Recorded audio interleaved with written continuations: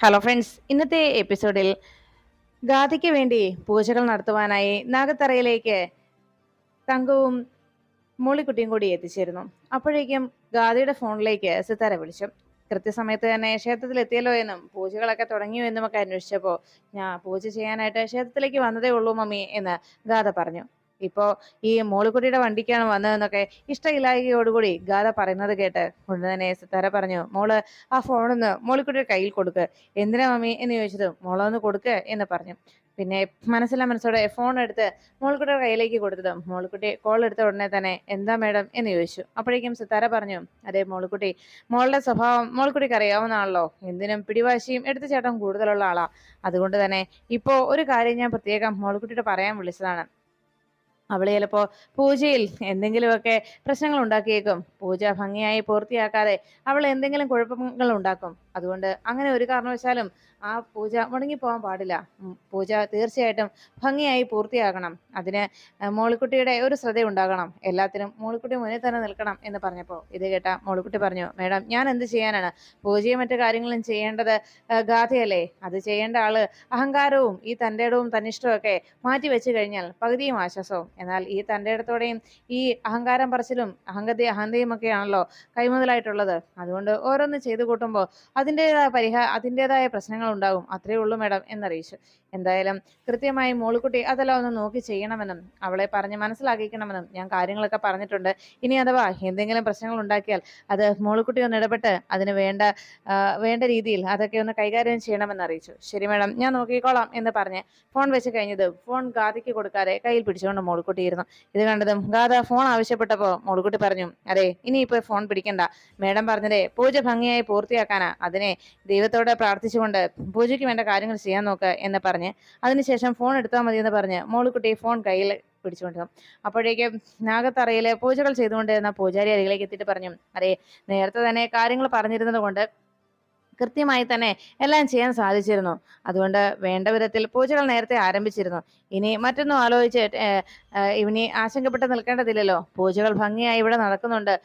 ഇനി പൂജ ചെയ്യേണ്ട ആള് മാത്രം, കുട്ടി മാത്രം അത് ബാക്കി കാര്യങ്ങൾ ചെയ്താൽ മതി. ആദ്യം ഈ കലശകുടം കയ്യിൽ പിടിച്ച് 3 വട്ടം തലയ്ക്ക് ചുറ്റും ഒഴിയണം. എന്നിട്ട് അത് നാഗത്തറയിൽ സമർപ്പിക്കണം. പിന്നെ എഴുന്നേറ്റ് നിൽക്കാൻ വയ്യല്ലോ അല്ലേ എന്ന് ചോദിച്ചതും തങ്കം പറഞ്ഞു, അതെ ആക്സിഡന്റ് ആയതുകൊണ്ട് കാലിന്റെ അവസ്ഥ കണ്ടില്ലേ തിരുമേനി എന്ന് പറഞ്ഞു. സാരയില്ല, അത് ദൈവങ്ങൾക്കറിയാവല്ലോ. അതുകൊണ്ട് ഇത്ര മാത്രം ചെയ്താൽ മതി. ഈ കലശം അത് 3 വട്ടം തലക്കുഴിഞ്ഞ് നാഗത്തറയിലേക്ക് സമർപ്പിച്ചോളൂ എന്നറിയിച്ചു. ഉടനെ ഒട്ടും താല്പര്യമില്ലാതെ മുഖമൊക്കെ ചുളിച്ചുകൊണ്ട് ആ കലശക്കുടം വാങ്ങിക്കുകയാണ് ഗാഥ. എന്നിട്ട് അത് 3 വട്ടം തലയ്ക്ക് പുറത്തുകൂടി അങ്ങനെ ഒഴിയാനായിട്ട് ശ്രമിച്ചപ്പോൾ 3ാമത്തെ തവണ തലയ്ക്ക് വട്ടം ഒഴിഞ്ഞപ്പോഴേക്കും പെട്ടെന്ന് അതിൽ നിന്ന് കലശക്കുടത്തിൽ നിന്ന് കുറച്ച് വെള്ളം ദേഹത്തേക്ക് വീണു. ഇത് കണ്ടതോടെ ഗാഥയ്ക്ക് വല്ലാതെ ദേഷ്യമായി. അതെ ഇത് എത്ര രൂപ വില മതിക്കുന്ന ഡ്രസ്സായതെന്ന് അറിയാവോ? അതിലേക്ക് നാശം എന്ന് പറഞ്ഞ് ആ കുടം എടുത്ത് ആ കലശക്കുടം എടുത്ത് ദൂരേക്ക് വലിച്ചെറിഞ്ഞു. ഇത് കണ്ടതോടെ തിരുമേനി ഞെട്ടി. ഇതെന്തൊക്കെയാ ഈ കുട്ടി കാണിച്ചിരിക്കുന്നത്? ദൈവകോപം വിളിച്ചു വരുത്തുകയാണോ? എന്തൊക്കെയാ ഈ കുട്ടി ചെയ്തു വെച്ചിരിക്കുന്നത്? അതെ കലശക്കുടം താഴെ കളയുകയോ? മഹാപാപം എന്ന് പറഞ്ഞതും തങ്കവും മോളിക്കുട്ടിയും ആകെ ടെൻഷനോടെ നിന്നു. ഉടനെ തന്നെ ഈ കാഴ്ച കണ്ടതോടെ ആകെ വേദനയോടെയും ടെൻഷനോടെയും നിൽക്കുന്ന തങ്കത്തെയും മോളിക്കുട്ടിയും ഗാഥ നോക്കി. ഉടനെ തങ്കം പറഞ്ഞു, അത് പിന്നെ തിരുമേനി, മോള് അറിവില്ലാത്തതുകൊണ്ട് അവളുടെ കയ്യിൽ നിന്ന് എങ്ങനെയോ സംഭവിച്ചതാ എന്ന് പറഞ്ഞപ്പോ, ഇത് അഹങ്കാരം അഹന്തയും ഒക്കെയാണ്. അതൊക്കെ മാറ്റി വെച്ചിട്ട് വേണം ഇത്തരം കാര്യങ്ങൾക്ക് വന്ന് ചെയ്യാനായിട്ട്. പരിഹാര കർമ്മങ്ങൾ ചെയ്യാൻ വന്നിട്ട് ഇതുപോലെയൊക്കെയാണ് ചെയ്യുന്നതെങ്കിൽ ഇത് വലിയ ശാപമായി മാറും എന്ന് പറഞ്ഞു. എല്ലാം കേട്ടതോടെ പൂജാരിയോട് തങ്കം പറഞ്ഞു, തിരുമേനി അറിവില്ലാത്തതുകൊണ്ട് അബദ്ധം പറ്റിയതാ. തിരുമേനി എന്തേലും പരിഹാരം ചെയ്യണം എന്ന് പറഞ്ഞപ്പോ, ശരി ഒരു 101 വട്ടം ഏത്ത വിട്ടോളൂ. എന്നിട്ട് പ്രായശ്ചിത്തം ഏറ്റു പറഞ്ഞിട്ട് ബാക്കി പരിഹാര കർമ്മങ്ങൾ ചെയ്യാം എന്ന് പറഞ്ഞു. അത് കേട്ടതും ശരി ഇനി ചെയ്തോളാനായിട്ട് ഗാഥയെ നോക്കിയിട്ട് തങ്കം പറഞ്ഞു. തനിക്ക് പേടിയായി തുടങ്ങിയിട്ടുണ്ട് എന്ന് ഗാഥ പറഞ്ഞപ്പോ മോളിക്കുട്ടി അരികിലേക്ക് വന്നിട്ട് പറഞ്ഞു, അതെ ഓരോന്നൊക്കെ കാണിച്ചു കൂട്ടിയപ്പോ ഓർക്കണായിരുന്നു എന്ന് പറഞ്ഞതും ഗാഥ മറ്റൊന്നും ആലോചിക്കാതെ അവിടെ ഇരുന്ന് ഏത്ത വിടാനായിട്ട് തുടങ്ങി. ഈ കാഴ്ച കണ്ടത് മോളിക്കുട്ടിക്ക് ആകെ ചിരി വന്നു. മോളിക്കുട്ടി അപ്പുറത്ത് മാറി നിന്ന് കുറച്ചൊന്ന് ചിരിച്ചതിന് ശേഷം ഗാഥയുടെ മുന്നിലേക്ക് വന്ന് അത് നോക്കിയിരുന്നു. ഏത്ത വിട്ടുകൊണ്ടിരിക്കുന്ന ഗാഥ ദേഷ്യത്തോടെ മോളിക്കുട്ടിയെ നോക്കിയപ്പോ ഗാഥയോട് മോളിക്കുട്ടി പറഞ്ഞു, അതെ ആദ്യം ഞാൻ പറഞ്ഞല്ലായിരുന്നോ മര്യാദയ്ക്ക് പൂജകളൊക്കെ ചെയ്യാനായിട്ട്? എന്നിട്ട് ഈ അഹങ്കാരമാണ് എല്ലാത്തിനും കാരണം. ആദ്യം അഹങ്കാരം അഹന്തയും ഒക്കെ എല്ലാം മാറ്റി വെച്ചിട്ട് വേണം ഇവിടെ ദൈവത്തിന്റെ മുന്നിൽ വന്ന് കൈകൂപ്പാനായിട്ട്, മനസ്സിലായോ എന്ന് പറഞ്ഞ് മോളിക്കുട്ടി ദേഷ്യപ്പെട്ടു. അപ്പോഴേക്കും ഗാഥ ആ കലിയോട് അങ്ങനെ നിൽക്കുമ്പോൾ, നീ എന്താണ് ഈ പറഞ്ഞത് എന്ന് ചോദിച്ച് ആ നിലത്ത് വീണ കലശകുടം കയ്യിൽ പിടിച്ച് അവിടെ ഇരുന്ന് വീണ്ടും ആ കലശകുടം എടുത്ത് തങ്കത്തിന്റെ കയ്യിലേക്ക് കൊടുത്തിരുന്നുകൊണ്ട് ആ കലശകുടം എടുത്തുകൊണ്ട് വീണ്ടും അതെടുത്ത് നേരെ മോളിക്കുട്ടിയുടെ നേരെ എറിയുകയാണ് ഗാഥ. അപ്പോഴേക്കും മോളിക്കുട്ടി പെട്ടെന്ന് തല വെട്ടിച്ചതും ആ കലശകുടം നേരെ ചെന്ന് അവിടെയുള്ള ആ സർപ്പത്തറയിലെ അതിലെ നാഗദൈവത്തിന്റെ ആ ബിംബത്തിലേക്ക് ചെന്ന് കൊണ്ടു. വേഗം തന്നെ ബിംബത്തിലേക്ക് ആ കുടം തെറിച്ചു എന്ന് വീണതും ഇത് കണ്ട പൂജാരി ഞെട്ടി. ദൈവമേ, എന്തൊക്കെ ഈ കുട്ടി കാണിച്ചു കൂട്ടുന്നത് എന്ന് പറഞ്ഞു. ഉടനെ തന്നെ അത് അവിടേക്ക് ചെന്ന് വീണതും പെട്ടെന്ന് ആ നാഗദൈവത്തിന്റെ ആ ബിംബത്തിൽ നിന്ന് രക്തം താഴേക്ക് വരുന്നതായിട്ട് കണ്ടു. അതോടെ എല്ലാവർക്കും ആകെ ഭയമായി. ഇങ്ങനെ ഒരു കാഴ്ച ഇതാദ്യമായിട്ടാണ് എന്ന് എല്ലാവരും ഞെട്ടലോടെ നോക്കി.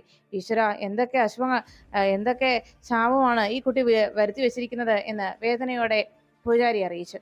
അത് കണ്ടു നിന്ന തങ്കത്തിനും വല്ലാത്ത ടെൻഷനായി. തിരുമേനി, അറിവില്ലാതെ അവൾ ഓരോന്നും ചെയ്തു കൂട്ടുക, കാലിന്റെ വേദന കാരണം ഇങ്ങനെ ഓരോന്ന് എടുത്തു ചാടി ചെയ്യുക. എന്താ തിരുമേനി ഇതിനൊരു പരിഹാര കർമ്മം? എന്തെങ്കിലും പരിഹാരം ചെയ്തേ പറ്റൂ എന്ന് പറഞ്ഞപ്പോൾ, ഇനി പരിഹാര പൂജ എന്ന് പറഞ്ഞാൽ എന്ത് ചെയ്യാനാ എന്ന് പറഞ്ഞ് പൂജാരി ആകെ ടെൻഷനിലായി. അപ്പോഴേക്കും തങ്കം പറഞ്ഞു, എന്തെങ്കിലും പരിഹാര കർമ്മം ചെയ്തേ പറ്റൂ തിരുമേനി, അനിയൻ സാറിനെ ഓർത്തെങ്കിലും എന്ന് പറഞ്ഞപ്പോൾ, ശരി, ഞാൻ നോക്കട്ടെ, എന്തായാലും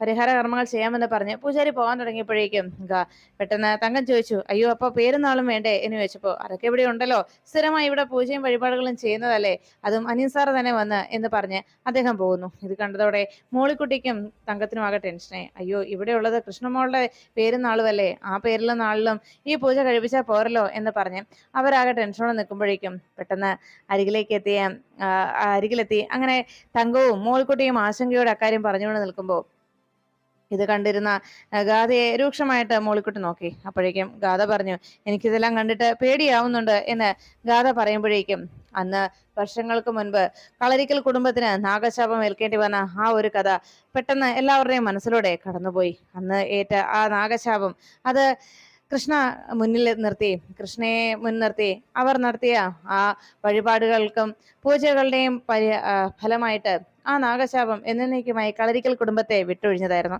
എന്നാൽ ഇപ്പോൾ വീണ്ടും ഗാഥയുടെ ഈ പ്രവൃത്തി മൂലം ആ ശാപം വീണ്ടും ഗാഥയെയും പിന്തുടർന്നു വരുന്നത് പോലെ എല്ലാവരും ഒറ്റനോട്ടയിൽ അക്കാര്യം ഓർത്തുപോകുന്നു. അപ്പോഴാണ് സിതാരയുടെ ഫോൺ കോൾ ഗാഥയെ തേടിയെത്തിയത്.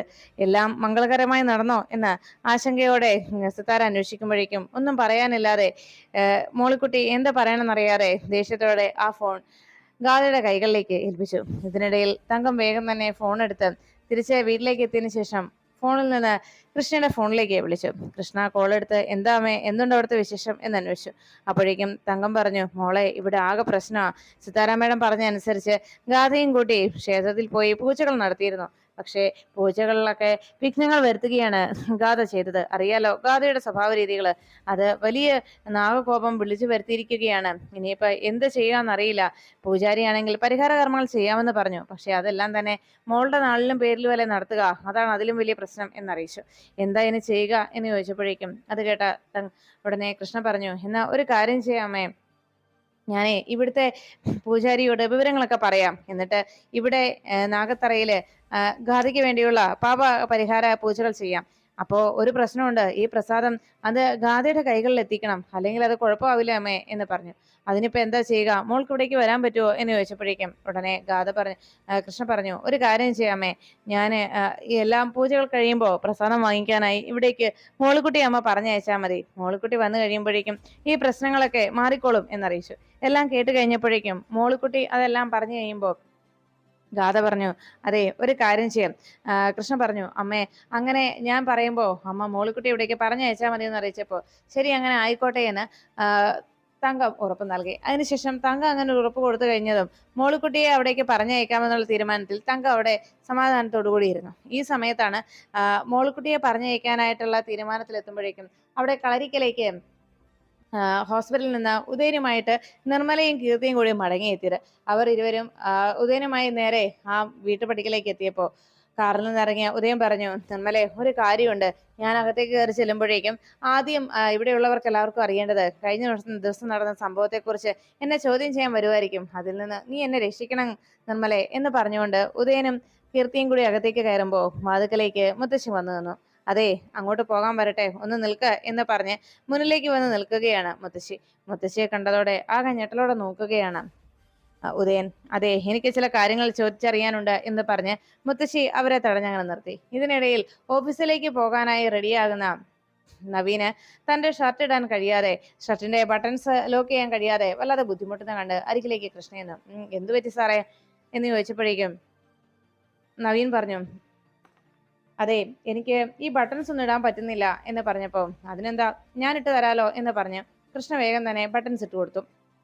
ഇത് കണ്ടുകൊണ്ട് അവിടേക്ക് വന്ന മാണിക്കുഞ്ഞ് ചോദിച്ചു, ആഹാ കൊള്ളാലോ, ഇത് നല്ല കാഴ്ചയാണല്ലോ, സാറിന് നല്ല സുഖമാണല്ലോ, കല്യാണം കഴിഞ്ഞ ഇങ്ങനെയൊക്കെ ഗുണങ്ങളുണ്ടല്ലേ എന്ന് ചോദിച്ചപ്പോഴേക്കും അതെ, കല്യാണം കഴിയുന്നതുകൊണ്ടുള്ള ഗുണം ഇത് മാത്രമല്ലടോ, മറ്റു പലതും ഉണ്ട് അല്ലടോ ഗാഥേ എന്ന് നവീൻ ചോദിക്കുമ്പോഴേക്കും മാണിക്കുഞ്ഞ് പറഞ്ഞു, ഓ ഇത്തരം ഗുണങ്ങളൊക്കെ ഉണ്ടെങ്കിലേ കല്യാണം കഴിക്കുന്നവരോട് അസൂയ തോന്നും.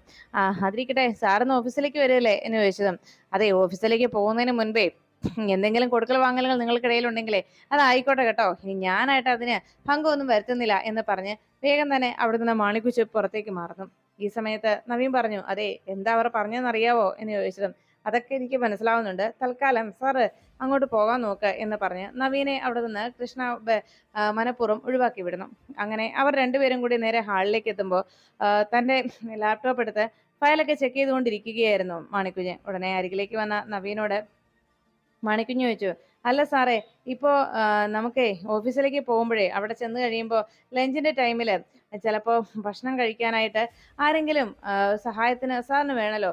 അപ്പൊ അങ്ങനെയുള്ള സ്ഥിതിക്ക് ഒരു കാര്യം ചെയ്താലോ, സാറിന്റെ കൂടെ മേടത്തെ കൂടി ഇങ്ങ് കൊണ്ടുപോവുകയാണെങ്കിൽ സാറിന് ഭക്ഷണം വാരിത്തരാനും ഒക്കെ ഒരാളാവുമല്ലോ എന്ന് നവീനോട് മാണിക്കുഞ്ഞ് ചോദിച്ചു. അത് കേട്ടതും നവീൻ പറഞ്ഞു, അത് ശരി തന്നെയാണല്ലോ, ഒരു കാര്യം ചെയ്യ് ഗാഥ, താൻ വേഗം റെഡിയാവ്, എന്നിട്ട് ഞങ്ങളോടൊപ്പം പോരെ എന്ന് പറഞ്ഞു. ഇത് കേട്ട് കഴിഞ്ഞതും ഉടനെ തന്നെ മാണിക്കുഞ്ഞിനോട് കൃഷ്ണ പറഞ്ഞു, അതെ, ഞാനങ്ങോട്ട് വരണമെന്നൊന്നും ഇല്ലല്ലോ, ഇപ്പോ ഭക്ഷണം കഴിക്കുന്ന കാര്യമല്ലേ പ്രശ്നം, അതിനൊരു പരിഹാരം ഉണ്ടാക്കാം.